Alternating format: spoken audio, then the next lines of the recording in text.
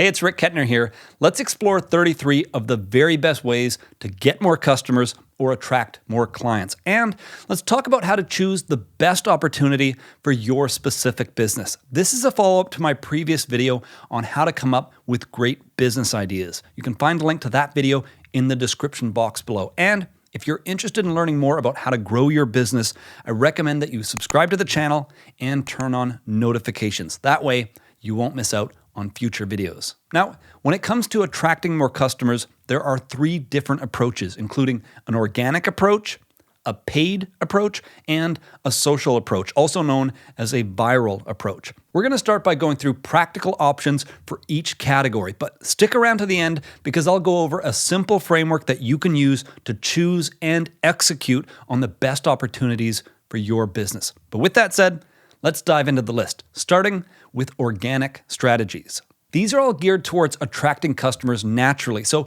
rather than paying money to advertise, these strategies typically require an upfront investment of time or energy. But what I love most about them is they tend to deliver more and more value over time. We're going to go through this list quite quickly, but if you want a follow-up video on one or more of the strategies, just click the like button here on YouTube and leave a comment below to let me know which topics you'd like to learn more about in the future. First on the list is content marketing.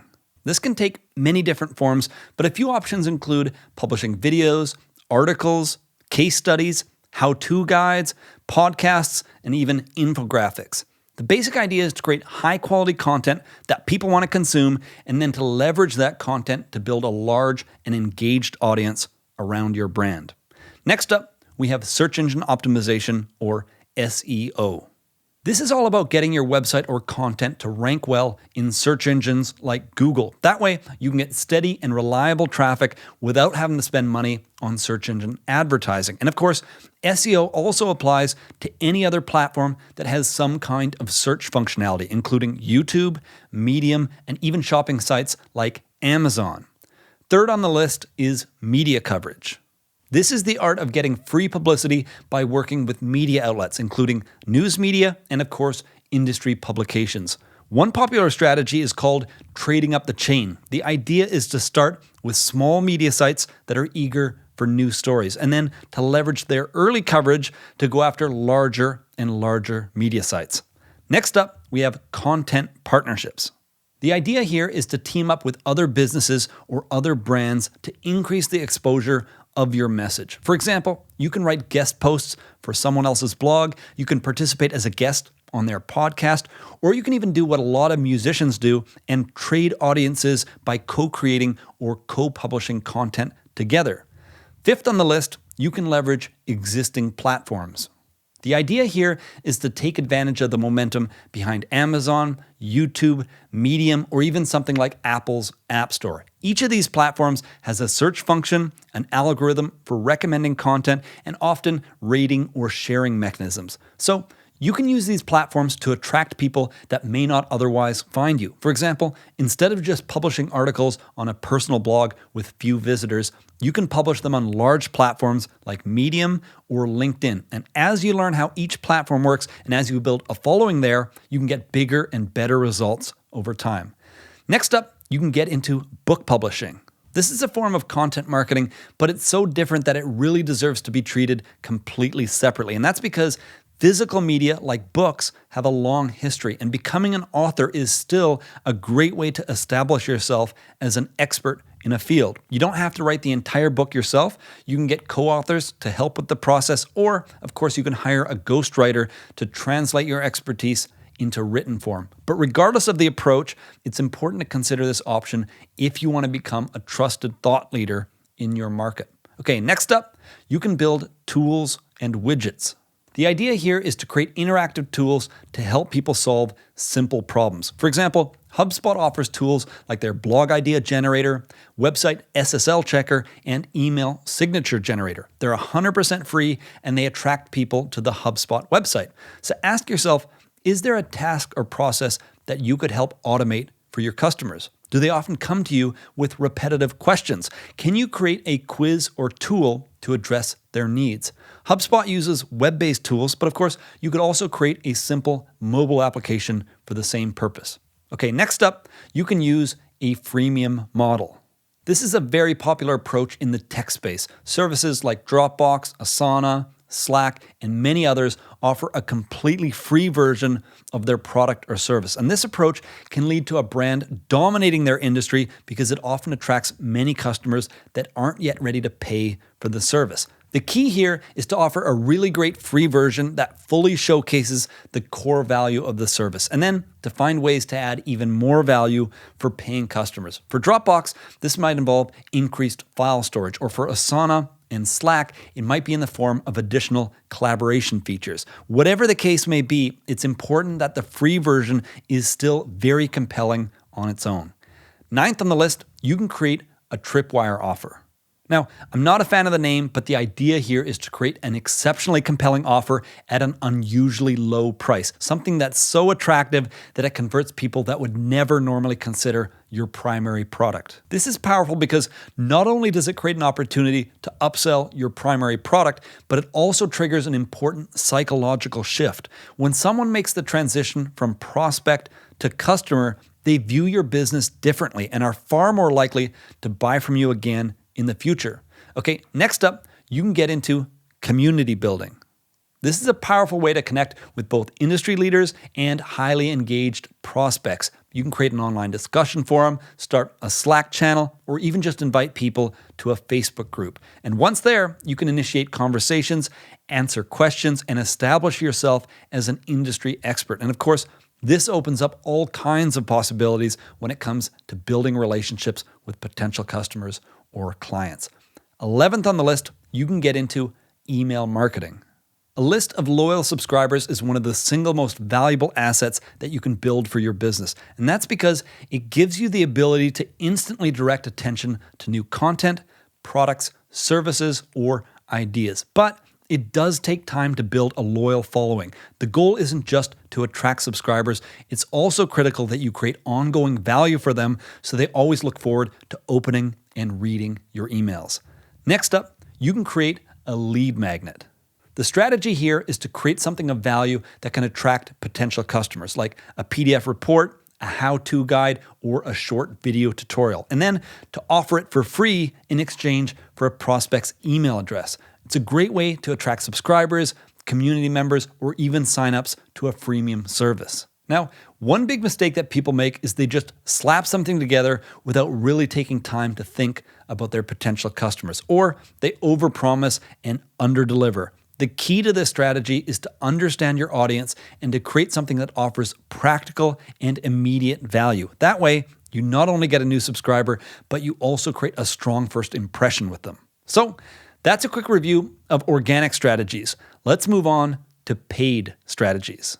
These methods require money up front, but they also tend to create results faster. And one of my favorite aspects of paid strategies is that they're typically easier to track in terms of return on investment. You know exactly what you're spending, and in most situations, you can get a pretty clear sense of how well the strategy is working. Now, once again, I'll be going through these quite quickly. So if you want follow-up videos on any of them, please click the like button and let me know in the comment section below. But let's get into it, starting with search advertising.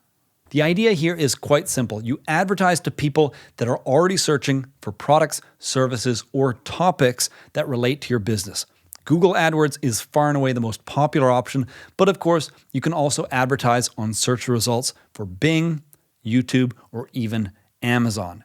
Next up is social advertising. This involves buying ads on social networks like Facebook, Instagram, or Twitter. The ads typically show up in the user feed, but they can also appear elsewhere depending on the network. The unique power of this approach is being able to target users based on demographic data. So if people aren't searching for your product on Google, this is another great way to get your message in front of them. You can target audiences based on age, gender, location, interest, and more. 15th on the list is content advertising.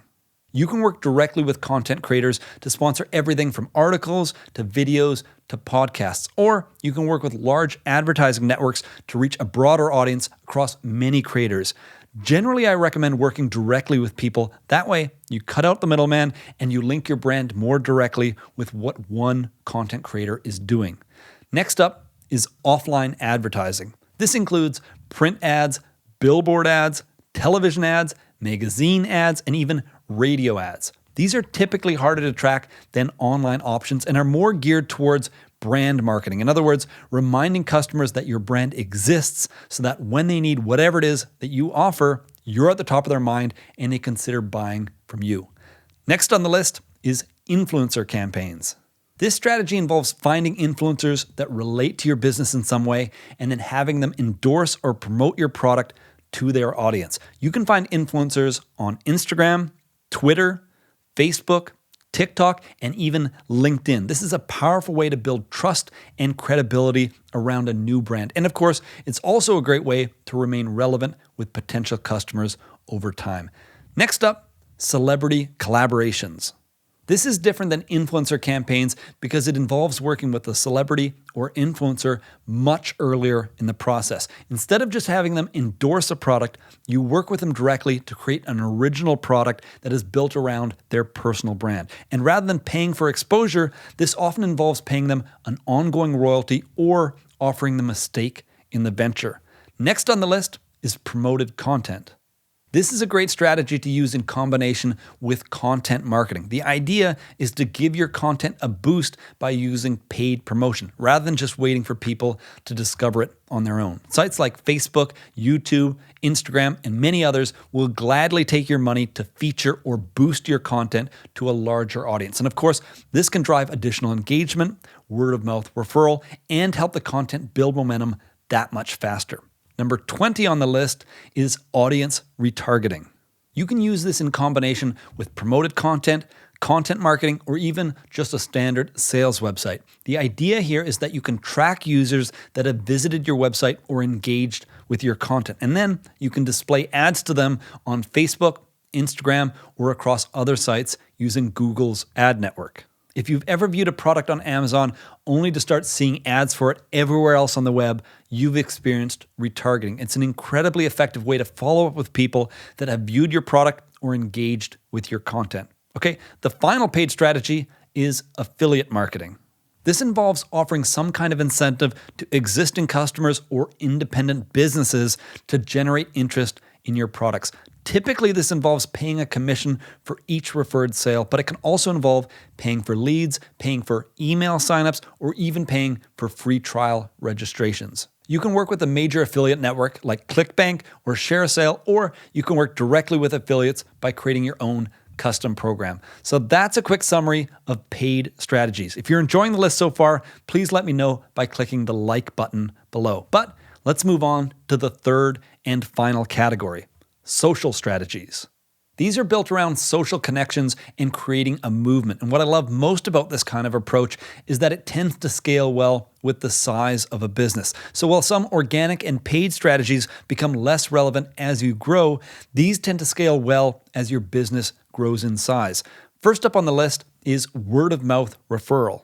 This may be the single most important marketing strategy for any business. It's based on having existing customers recommend your brand to other potential customers on your behalf, and it leverages their built-in trust and authority to make a more compelling case than you could make on your own. Now, many people assume that word of mouth just comes down to creating a great product, but there are things that you can do to engineer something to be more shareable. If you're interested in learning more, I recommend that you pick up a copy of Contagious by Jonah Berger. It covers the 6 principles of contagiousness, simple things that you can do to make something more likely to spread.